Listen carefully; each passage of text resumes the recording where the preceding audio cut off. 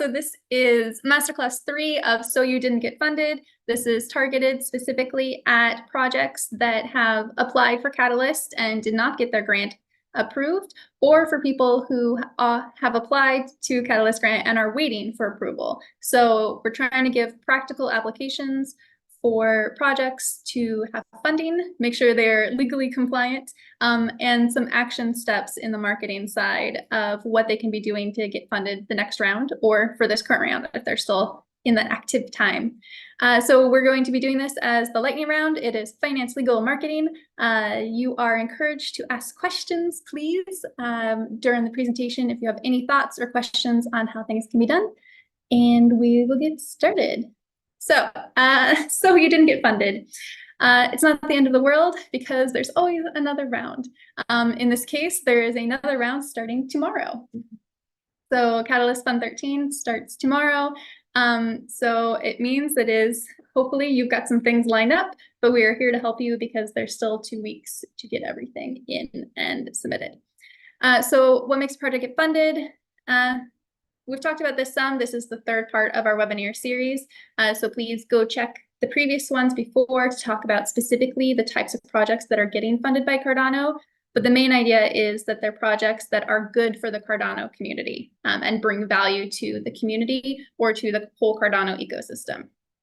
So in this lesson, we'll be discussing finance, lowest cost ways to get your project rolling or keep it rolling, especially in a high-cost country like Switzerland. We are coming to you from Geneva, Switzerland, where it is very, very expensive to exist here sometimes, as well as alternative sources of funding, their upsides, downsides, and long-term fundraising strategies for your projects.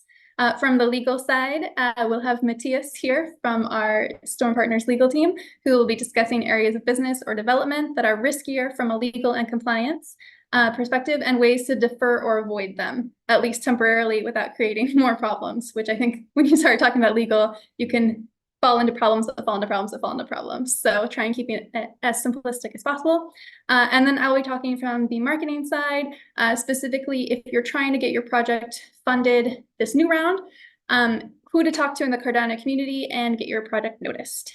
So I'm going to welcome DJ from our operations and finance team for the hot seat. Oh, I guess it's operations and finance this week. We're generally ecosystem accelerators, and we're happy to be here and hopefully contribute to the Cardano ecosystem. We're talking about low ways to keep going. I think one of the things that we found in this project from talking to a number of non-funded projects is the emotional impact of not getting funded. And I think that's something that we undervalue sometimes, we don't understand. Most of the people that we've talked to who didn't get funded during one of the funding rounds did not get any follow-up. And I think that can leave people sometimes in a place where they don't know why they got rejected from the ecosystem that they were trying to participate in. I think understanding why, and you can look at our previous presentations on why that might happen is an important aspect. And actually we do a full breakdown with some of those projects of what exactly they could have done in order to get more visibility, whether that was improving their project in terms of how they were presenting the value that they had, or how they were communicating the impact or the value for money, or whether it was really more on terms of making sure the right people saw those projects, which Elli will be talking about in a little bit. But in the interim, where you find yourself after you don't get the funding from the ecosystem grant that you're hoping for is in a place of waiting, of not knowing what to do next. Maybe you had a team that was kind of assembled to start building this thing, and that can be a very uncomfortable place to be. And so the first things that we'll talk about are some low-cost ways to keep going, to maintain your momentum, to keep the hope alive, and to think outside the box and trade time for cash. Now, the most important skill that you need to master when you're bootstrapping a project in a high-cost country like Switzerland is managing a remote team. I think I once took a pitch from a Swiss business who was trying to promote having 100% Swiss developers. And I told that founder after listening to him very politely for about 30 minutes, your business case makes no sense. There are skilled developers globally who can do pretty much the same work for a lower price. And since Cardano especially is a global community, we should find talent wherever we can find it. and build teams of people who want to build really neat things together and work together and do great stuff at the best value for the ecosystem. That's one of the ways we can create value for an ecosystem, is by bringing higher value in at a lower cost. The second thing that you need to realize is that once you haven't gotten your initial funding, and this is true whether you get turned down by an angel investor, families and friends, a VC, a funding arm, or a grant program, you need to pivot your thinking as a founder from all the nice things that you were going to do, all the nifty things, and you need to be completely cash driven. And so that means that from the point where you realized that you weren't going to get the cash, weren't going to get the revenue that you expecting, everything that you do needs to prioritize the quick objectives that will get you revenue. And that can be a different mindset than what was classically thought of as a VC project. Back in the day before COVID, it was pretty common to think, oh, I'm just going to dump money into this thing and it's going to grow and I'm going to get more users. And then one day, just like Amazon, I'm going to turn on the tap and make incredible amounts of profits. And the simple fact is that most projects fail. And because most projects fail, and even the projects that incorporate, at least 50% of them fail within the first 5 years and 90% of them fail within the first 14. There is no longer that patience by investors, except in certain very narrow categories, to just throw money at something and see if it works. Instead, what you need to do is be what's called default alive. So default dead means that if you didn't change anything about your business, you would go bankrupt after a certain period of time. Default alive means that you're bringing in enough revenue and you're attaining a certain level of at least break-even profitability, including all other factors like financing and cash, that if you change nothing about your business, it would continue to survive for an indefinite amount of time. And nowadays, most investors are expecting you to have a very clear path to being default alive, even if you haven't built anything, even if you don't even have a wireframe. And so that's the place you need to be in once you get rejected for the money that you were going to get. Once you have revenue, you need to optimize your pricing to get more cash up front. So imagine your whole idea is that you're going to sell an education package, which I'll bring up because of someone I spoke to today. You have confidence, you've gone to the market, and you believe that you can get $5,000 for the 6-month education package that is going to bring someone from point A to point B. And by doing that, they are going to be able to take on work that's going to allow them to make $50,000. And so it's completely worth it. The business case is perfectly clear. Spend $5,000, make $50,000 in your first year. You would be dumb not to buy that. You as a business owner would be better off getting $3,000 upfront and discounting an extra $2,000 for your very scalable use case of an education program than getting 500, 500, 500, 500, 500. Because by the time 6 months had passed and you'd gotten your $3,000, if you are cash strapped, you might already be bankrupt. And so one is to prioritize quick objectives that are going to get you to revenue. And I'll say it before, I'll say it again. Rather than dealing with hypothetical markets, just go out and sell something, find a client, and then replicate that client. Once you've figured out that client model, figure out what it would take to get that client to give you cash up front. And then once you are cash positive, you will know that you have the time and the interaction with your users to be able to develop something even more valuable that will stand the test of the market. The other thing is to look for community support. Now, generally in Web3, when we say community, we mean digital community. Here, I'm talking about your local community, right? And so creating new jobs is a priority for most local governments. And I would say in a post-AI world, actually, the role of the entrepreneur in finding useful, valuable things for humans to do is never been more important. And so in high cost areas in particular, where they have strong social support systems that are going to provide unemployment, that are going to provide support, that are going to provide costly things at the expense of the taxpayer, creating jobs is a really big priority. And so you as an entrepreneur, as someone who's starting a project, should get support from the government and the community in order to create that business. This is especially true in areas where there are minimum wages. Minimum wages sound very nice in principle, but what they actually mean is that the cost that you would pay for a 35 or 40-year-old with lots of experience is the same as you'd have to pay for a high school graduate. So that high school graduate is not getting a job. And so in Geneva, for example, as a side note, if you are pouring coffee in a coffee shop, you're making $23 per hour. If you are a junior intern in a business, you're making $23 per hour. If you just got your MBA and you're getting your first entry-level job in a finance company, you're getting $23 per hour, maybe more. It depends on the company. And so creating new businesses that can absorb some of that workforce and be profitable and be cash positive is really important. But also keep in mind that having a remote workforce may allow you to have 2 or 3 or 4 employees with the same skills in a different country. There are usually programs to support startups and small businesses. These could be full incubators that cover office space and administrative services.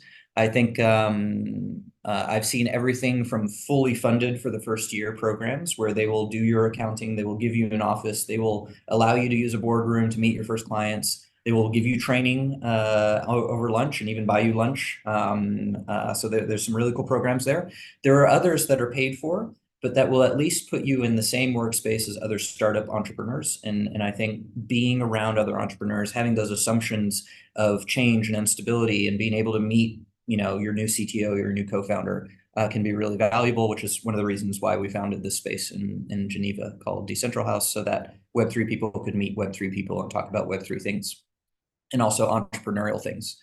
You should check with large businesses. You'll find that there are large businesses out there that make too much money, and rather than get taxed on it, they would rather give you free office space and discount that as a cost on their balance sheet, or they just do it because that changes the purpose or because they have a budget for innovation.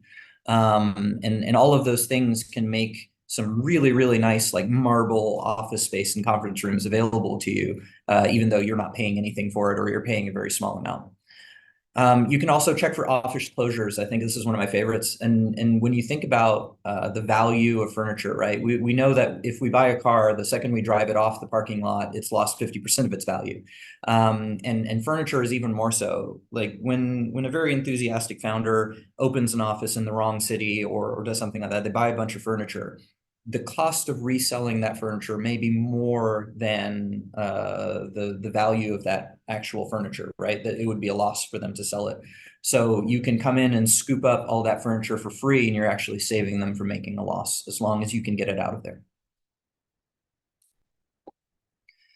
Here are some alternative sources of funding in Switzerland in particular. The cantonal, which is a regional bank. Switzerland is split into cantons. So cantonal banks have startup loans. These loans can be to help you incorporate. So some banks actually offer you free incorporation, helping you cover the administrative costs of it. Although usually there's a capital investment cost, but we can tell you how to avoid that if that's something that's blocking you. Some of them are helping you launch. And some of them are helping you grow startups. So for example, there's a particular fund that's sponsored by the Ministry of the Economy that is specific to Swiss startups that have built up economic sustainability or cash positiveness or profitability in Switzerland and now want to internationalize to new countries. There's money available for that. They can be wary of crypto or other controversial industries. So for example, we tried to bring a company that was doing things in the minerals sector, and they told us straight up that they would not work with anyone working with mining companies. It was just one of the rules. So keep in mind that some things in the traditional sector may not be available. City economic development organizations will also want to participate in that. Remember, politicians usually get elected based off creating jobs. It's the most direct way in which a political figure can either create solutions or pain for their citizens. A little bit different in Switzerland because it's not quite as kind of live and direct in terms of elections as it would be in somewhere like America, but the sting is still there, right? And so there are usually departments or NGOs or organizations that are NGOs but sponsored by the government that exist to create jobs in cities. Typically, they prefer brick and mortar stores, so like bakers and clothing stores and so on and so forth. But you can make an argument. One of the downsides for the entity that exists in Geneva, though, is they have moderate interest rates, so 5% over 5 years, and they hold the founder personally liable for the loan. So your LLC protection actually does not protect you in this case. There is innovation support. Most countries, regions, and cities have innovation funds because, again, innovative technologies and ideas and businesses create more opportunities for jobs where there were none. And in fact, one of the things that we always tell people who are scared about blockchain and crypto and AI is that new technologies don't destroy jobs. They create new jobs that replace the old jobs, right? So the people who used to work on a factory line back in the Industrial Revolution didn't suddenly spend the next 100 years unemployed. They found new jobs that were made possible by the existence of industrialization. And the same is true for AI, blockchain, and crypto, even though we all know that the banks are going away. And so in Geneva, there's an organization called Fongit, which has been doing innovation support for over 50 years. They provide small research grants, so you have to be collaborating with a Swiss research institution or university, and they'll give you 50 grand to do research with them. There's also an innovation check that gives you about 16.5 thousand CHF to do similar things. Again, that money goes to the university, not you. But if you have to do R&D anyway to prove something, then that can be a really good way to reduce your costs. They'll do incubation. So in Fongit's case, they give you an office, they do your accounting, and you're allowed to do that, I think, for a year. And then after that, you can pay a small amount in order to continue. And for certain projects, they give large convertible loans, so 150,000 or 300,000. The downside, and this is something that they've recognized internally, is because they're a foundation and because their founder had a view that sustainability was the future, you need to have both a digital and a sustainability component to your project. And unfortunately, in blockchain, that usually disqualifies most of us. So just something to keep in mind. If your goal is to get funding from a certain source, you may have to tailor your business to it, which is a terrible idea. And what I always say is that free money isn't free. It comes with hooks. So think carefully about where you're going to get your funding and when it's more appropriate to either bootstrap or find a different source. At the national level, Switzerland also has a focus on supporting both innovation and research. It's actually been voted as the most innovative country. The InnoSwiss program actually provides matching funding for researches that's done in universities or other recognized institutions. So the way that works is you would spend 50,000 CHF on doing research with a university, and InnoSwiss would match that. You can actually combine that with certain cantons. Against those are regions in Switzerland. You can combine that with certain cantons in Switzerland where they will give you a tax credit for money spent on R&D, which means that a certain amount of your profits, if you manage to stay cash positive and focus on revenue and profit, like we said in the previous slide, a certain portion of your tax of your profits will be non-taxable based off you doing R&D. So basically, they're doubling the accounting costs of doing R&D in order to reduce your taxes, which can be a cool opportunity. And I'll pass it on to legal.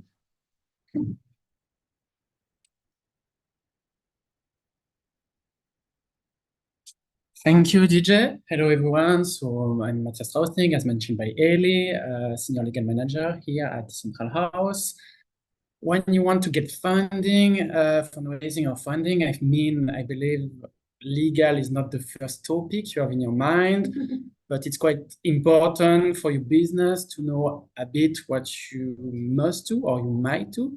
I don't want to be too specify here. We have only 15 minutes. The idea is more to give you a kind of general ideas, how you should proceed. I know it can be challenging for Web3 entrepreneur. You are limited, you have some kind of limited financial resources, and you may have some lack of experience, from a legal point of view. So yes, and the generally legal aspect often generate for you, I know, some costs, and it can be quite complicated to manage the operational costs you may have and these legal costs. So in Switzerland, you have different kind of business structure. You have the anonymous company, you have the limited liability company, and you have the sole proprietorship. The first one are companies. The last one is not a company. Basically, this is quite important because in the first case, so for anonymous company, you will have limited liability company. We'll get back to that later, but for now, you must know that your liability is limited. Often you have more credibility when you do that, which is quite important to get investor, for instance, and you can transfer shares, you can get easy funds, and you have, for the anonymous companies, some privacy. So it's something quite important. And from a tax perspective, you have only 14% tax on a corporate tax, because when you get dividends, you choose when you want dividends. When your company is doing great, of course, you must have enough funds to take dividends, but then you have also to take some tax. The requirement to get an anonymous company is 100K, and you must pay 50K upfront. So, and from an administrative point of view, it can be quite complex. You have another type of company, the limited liability company. This one is easier from a legal point of view, from an administrative point of view as well, and you must only put 20K as a first deposit. So it's way easier. Normally, young entrepreneurs use this structure, and you have a limited liability. This is the regarding the sole proprietorship, it's a bit different. So you are not creating a new entity. You will continue to do your business by yourself. And basically, you take an office somewhere and you continue to do your activity. It can be quite dangerous from a liability point of view, as you are the one who could be responsible. You could be liable. Your own asset could be taken by creditors, for instance. So it can be quite complicated, and you have to pay social security, but it's super easy to do it. So for instance, if you start a project, it's normal to not create a company and do it by your own, but you must think about this at the beginning, I believe. Another problem I see with this structure, it's more complicated to do scalability. I mean, of course, if you have investors, they won't invest in your personal assets, so you need to do this differently. But at the end, when we assess clients, it's more the question is more to understand what do you want exactly for your business. I mean, if you have already funds, you have already some partnerships, you have people saying that they will invest in your company, etc. It's quite good, or you have a activity at risk. It can be super interesting to do a company, but otherwise, if you are just starting by yourself, you can start your activity and do a sole proprietorship, have a sole proprietorship business. From a liability point of view, so I mentioned that if you have a company, you have a restricted liability, but restricted doesn't mean you don't have a liability at all.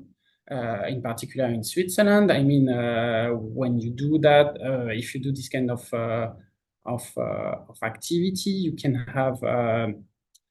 have some issues for director and officer. For instance, you can have a liability for gross negligence or misconduct.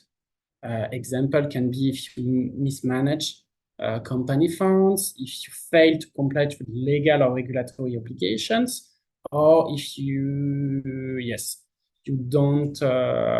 misconduct, you take some funds or this kind of things. It can be super dangerous for you. So it doesn't mean you must be careful with these aspects. It can be super important. And from if you have a sole proprietorship, I mean, it's important to have an insurance potentially. So to reach out to insurers and to go to them and potentially to take an insurance, it can be important because, as I mentioned, you can have your own liability involved. If I go to the next step, I mentioned the KYC AML obligation. This is something that is very important. I mean, we are in the cryptocurrency area, but you cannot just take funds on your wallet. Some people, when I discuss with some people, they think they can do it, but it's not the case. Unfortunately, maybe you have to do the KYC, so know your customer procedure. You have also anti-money laundering obligations. And even if you don't have a bank account, I know in the crypto sphere, it's quite normal to not have a bank account. You must be careful with that. It can be criminal if you don't do that. So really be careful, even if, I don't know, you will take a Cardano token, ADR, or you will receive a stable coin. You need to be super careful with that. And your personal liability can be involved. And also your criminal one, your civil ones, and even your business could be closed by the FINMA, the regulator body. So it can be dangerous for you to proceed like this. So yes, respect the obligation. What I will suggest for you to track, so to have a clear governance in place, to have some policies in place as well, so you know exactly in which case what your employees must do, so they are aware of that. If you have employees, of course, when you start, but potentially even for you, I think it's the right way to from the beginning, and it shows to all the people that you know what you are doing, how you take money, etc.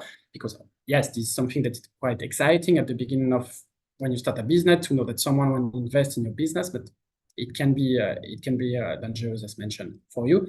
There, I wanted also to mention you must potentially check the international website. You can see if you have some people or countries under sanctions, more countries, and this is important because, for instance, right now it's complex to take funds from Russia, and you need to know that in advance. Then my last step, and this is a huge topic, I could talk about this way more than 5 minutes or 2 minutes, is the token qualification. We did a presentation on the bootcamp about this.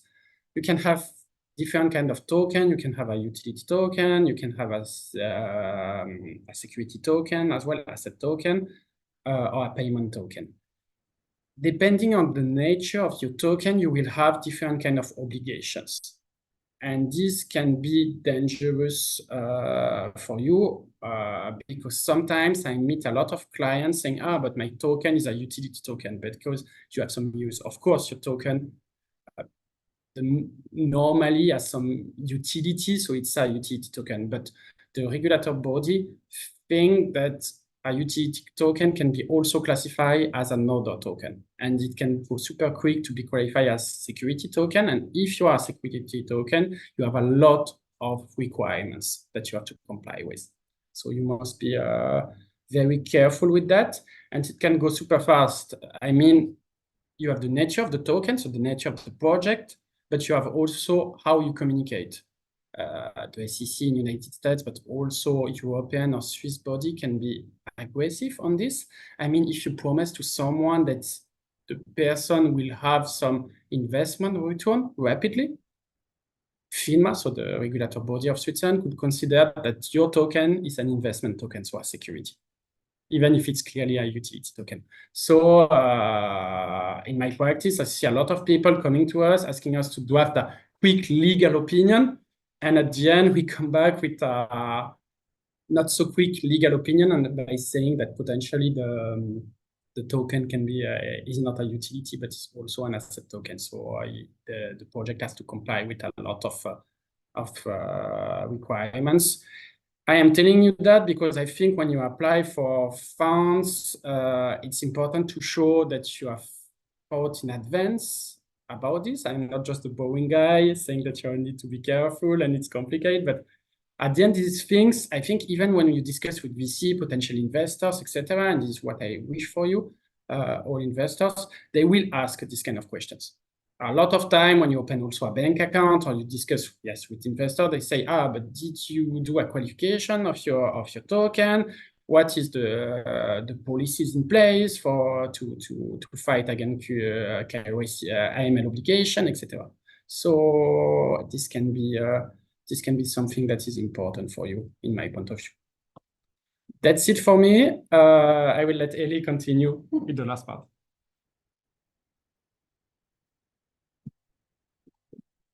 Thanks, Matthias. You're not the boring guy telling us not to do things, but sometimes you kind of are. Okay, so now we're going to talk about marketing. So this is specifically going to be for anyone who is trying to apply for a Catalyst Fund 13 that is, again, opening tomorrow. If you're watching this tonight, if you're watching this when we've got this on YouTube, it is probably already open or potentially already closed. So Things you want to do. And to remember is that this is not a popularity contest, but it is a community vote. So you need to have a very clear idea of what your value proposition is. And that value proposition needs to be how it affects and improves the community or the ecosystem as a whole. If it does not do that, you're not going to get voted in. I don't care how amazing your project is. It needs to be about how it's improving Cardano, because this is a Cardano grant. It is Cardano money. So hard and fast rule. There you go. Craft your message, make your content, reach out to KOLs. If you're not aware of what a KOL is, it is a key opinion leader. It used to be called an influencer. Now we call them KOLs because it is not necessarily someone posing in their underwear and telling you how cool this thing is. They're often actually just very serious people who a lot of people follow for their opinion. And they're going to be the person that's more likely to introduce a larger audience to your project. Again, though, these are going to be KOLs for the Cardano community. So it's not just going to be a random person out there that happens to have a large following. It is going to need to be a Cardano KOL. We're going to dive into who those are specifically in just a second. Other things to make sure that you're doing is to participate in the Cardano community as a whole, attend events. There's amazing online town halls all the time. There's online meetups. There are local meetups depending on where you are. Show that you're engaging with the community, but you should also be using this as a time to kind of test your idea with the community, make sure it is actually something that's going to improve the space and that it's something that people are looking for. And that's going to give you a hint, at least, if you have a chance of getting funded for this. So who are your KOLs? So let's be real. It's not just about your project. It's also about who you know. This is true. There's no hard and fast rule here. I have seen people on what was formerly known as Twitter, now X, who have a huge following and they're huge Cardano stands, but they didn't get funded last round. Because they didn't say specifically how this is improving for people. So you need to do this in a multi-pronged approach, but KOLs are really going to help you. So you want to reach out to people who are influential in the Cardano community. You want to engage with them, and you need to impress upon them how your project is helpful, how your project is going to bring value, and why they should even be willing to tell other people about your project or potentially put their ADA behind you when it comes time for voting. So we're going to look at the founders and the people running Cardano, as well as the regional councils. So we're going to do that. So who's who? Your IOG founders. Obviously, we have Charles Hoskinson, founder and CEO, and Jeremy Wood, founder. Both are active on social media. You could potentially get them to talk about your project. It really, honestly, it's going to depend on how cool your project is and if you can grab their attention. Charles specifically, I've seen him a ton on X now. He is active. He does respond to people. If you tell him how cool your project is and how it's going to make Cardano like the most amazing thing, he is probably going to talk back to you. So shoot your shot, but also follow these guys and see what they're thinking is important for Cardano. See who else is following them, who else is engaging with them, who else they're engaging with. This is where you start to make your roadmap of who is who in the Cardano community, who you should be engaging with, and who you should be reaching out to either get their opinion or see if they can kind of guide you towards other people. So there are 3 councils that we're showing off here. There's the Cardano Atlantic Council. These are the 6 people on it. You can find them on social media. They are all active there, but more importantly, they're all active in Cardano. So they contribute in a ton of different ways, whether they do network operations, node management, tool management, or governance support, excuse me, especially with the Voltaire fork. A lot of them have been very popular in the governance side, but they're doing a ton of things in the community. It's really fantastic if you can find out what they're doing, especially if it ties into your proposal, and chat with them. But they really do have their their fingers on kind of the pulse of what's going on in Cardano in this region. So these are some really great people for you to reach out to. Richard McCracken, Mike Hornan, Adam Dean, Tiago Nunes. Jennifer Brito and Beatrice Anahiri. We actually had her here for our party in December, and she came back down for the governance conference last month. She's delightful. So she's the only one I met in person, but I'm sure the rest of them are very enthusiastic about making Cardano better. So again, as long as that's something that your project is doing, they probably want to help you or at least maybe interact with you.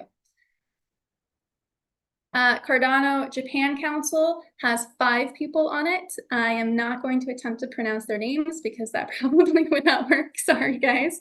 But again, these are people who are really active in the community. And then again, this is more specifically in the region of Japan. And one thing to remember when it comes to Cardano is that it's not in a single place. Just like many things in Web3, it is actually a global organization. So you may need to set some times, get up at 3 a.m. depending on where you are, attend town councils or town halls in other regions to find out what's going on and interact with the community in other areas. I do know that the Asian kind of council area, there's 2, have a very strong voting bracket when it comes to Catalyst funding. So it's a really great one to engage with. As again, like I said, we have the Eastern Cardano Council as well. So this has Japan, Korea, Australia, New Zealand, Vietnam.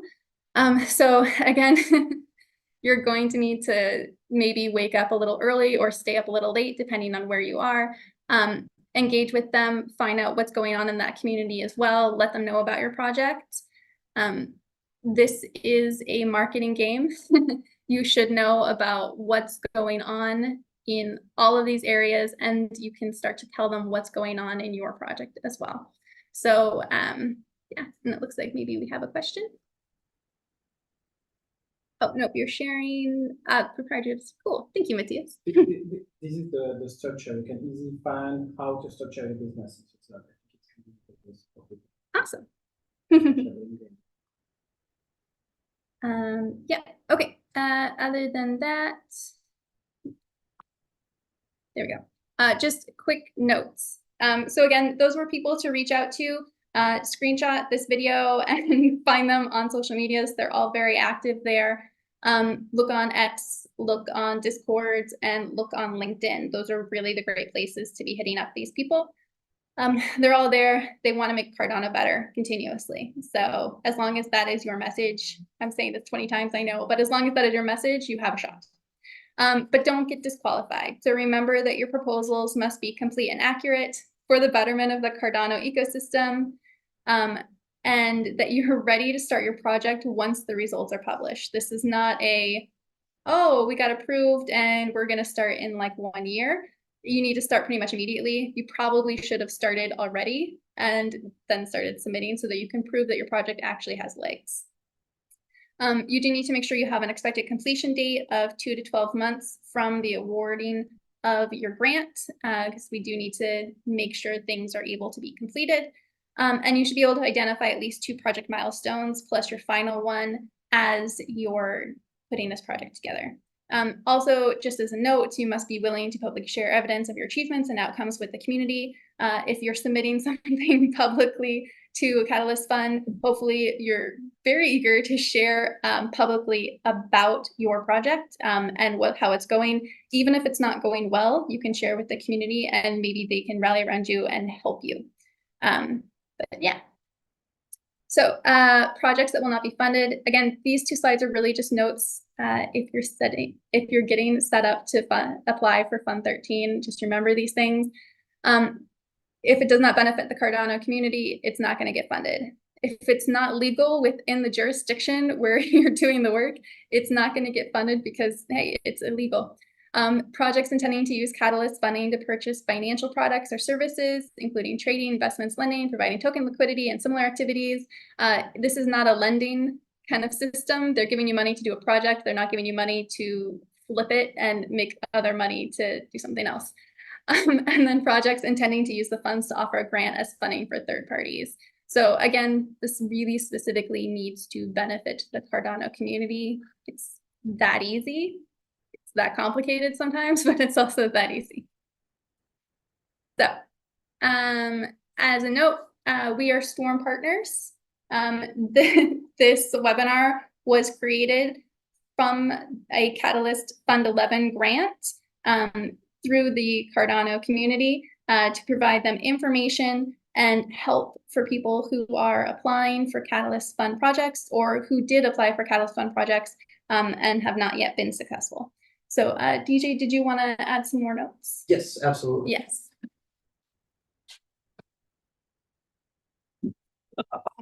And I am grinning because before this call, we were aiming for a call that would be 45 minutes long. And I told Elli, if we run short, we have this extra value that we can provide. And I'm happy that I was right.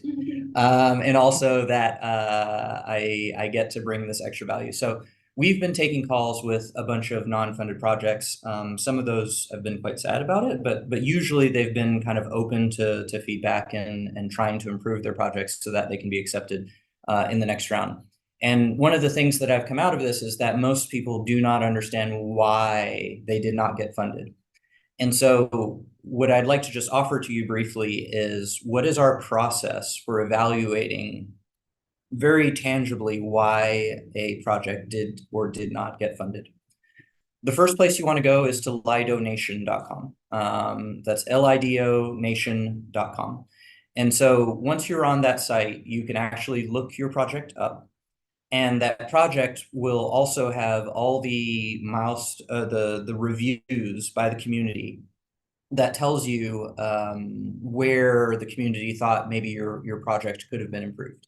If you have 3 out of 4 stars or less in any category, that's where you need to start. You need to improve your project. And usually it's a question of visibility. It's a question of not showing enough proof about why your team is able to build this project, of why your budget was not detailed enough in order to determine how the money was being spent, and that the value for the Cardano system was not being fully developed.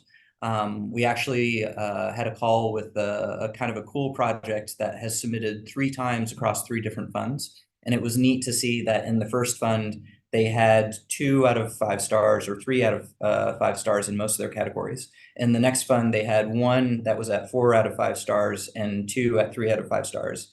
And in the most recent round, they had 4 out of 5 stars in every category. And 4 out of 5 stars is sufficient for most people to get funded. After that, what we will do is, if you type in Google fund, whatever the fund is, and results. So for example, fund 12 results, you can add Catalyst to that if you'd like. You will come to a page that will show you the projects that got funded on Catalyst. And if you scroll down, you will actually see a link to the results page. Go to the results page, scroll down to that same section just above where the projects are, and you will have a link to a CSV file. That CSV file shows you the breakdown of all the votes that you got or did not get. And it will also show you your placement based off the category you were in. Now, some categories are inherently more difficult than others, but what you will generally see is that at the top of that spreadsheet, there is a green section. Those are the projects that got funded. There is a section, usually a strip, of projects that are in yellow, which would have gotten funded if there was enough money left. And generally what we tell people is, you should never go for the maximum amount in a category, because if there's a little bit less available and you are under that amount, you will get funded even though all the others that had more votes but maxed out the category are still there. So there's a tactical play when you're putting your project in to have less than the amount. And there's also a tactical play to look at previous funding rounds and have the amount that you're asking for an element of one of your projects be less than the amount that was left over and unused in the previous budget. So take a look at that column of the budget remaining and think about how you could have used that to get funded. If you are further down, so away from the green and the yellow strip and into the red, the first thing you should look at is the number of votes that you received. Now, again, this will vary by category, but if you look at the green area, you can see the minimum amount of votes that people got in order to get funded. And that's usually the first sign. I call that the marketing indicator. It's the first sign that you didn't go out to enough members of the community to get funded. The second thing you can look at is the ratio between the votes yes and the votes abstained. So there's no one voting against you in Cardano, But when someone votes abstain, that means they looked at your project and they chose not to vote for it. Now, even the most successful projects have a certain amount of abstain votes. And the amount of that voting power is usually somewhere around 45 or 50 million. So you can ignore abstain votes of below 45 or 50 million. Don't think of those as a problem. Generally speaking, in most categories, you're looking at about a 50-50 split between abstains and positive votes. So you would have 45 or 50 million in abstain, and you would have 45 or 50 million in yes. And that is the minimum in order to get approved in some categories. In more competitive categories, like the use case product or use case solution categories, you would get much more. You would need to get much more than that, like in the hundreds, the 100 million or more. Now, if you have around 45 million votes abstain, and you have, for example, 7 million votes yes, that means you did not get enough of the right people to see your project, especially if you also see that your number of votes is less than about 220. But if you got 45 million yes, and you didn't get approved because you ran out, the category ran out of money, then you need to continue to market more. But that's generally the look at it. If you have 45 million, or let's say 30 million yes, and you have 125 million abstain, that is an indication of a problem with your project. It means that more than enough people saw your project to get it approved, and they chose not to. So you don't have a marketing problem, you have a quality and communication problem. And that's where I would go back to Lidonation and try to figure out why the community didn't vote for you. But remember that the people who review the projects for the community reviewers, are not the same people who have the voting power. So even if Lidonation looks good, if you have a significant amount, so well more than 45 or 50 million in voting power abstain, then that is a really good indication that there is something that is not quite landing on your project, and you need to go back to the drawing board and either communicate it differently or add more value for the amount of money that you're looking for. That's what we usually take people through. It is a pretty good way to diagnose most projects. Again, remember the goal is to deliver good projects that are going to create value for the ecosystem, and that you are going to be able to deliver from beginning to end, because it would be a shame for you to get approved on a project and then not be able to deliver it because you'll get paid by milestones, and therefore you wouldn't actually get funded even though you got voted in by the community. If you have any questions, we do offer proposal review to people who are participating in Fund 13, so please do reach out to us. We'd love to help. Okay, I guess that's it, unless anyone has any questions. Awesome, getting thumbs up. Really excited to continue helping out in the Cardano ecosystem and finding new ways to add value ourselves. Please do reach out to us. We're in Catalyst Network chat, and always looking for ways to help the ecosystem succeed.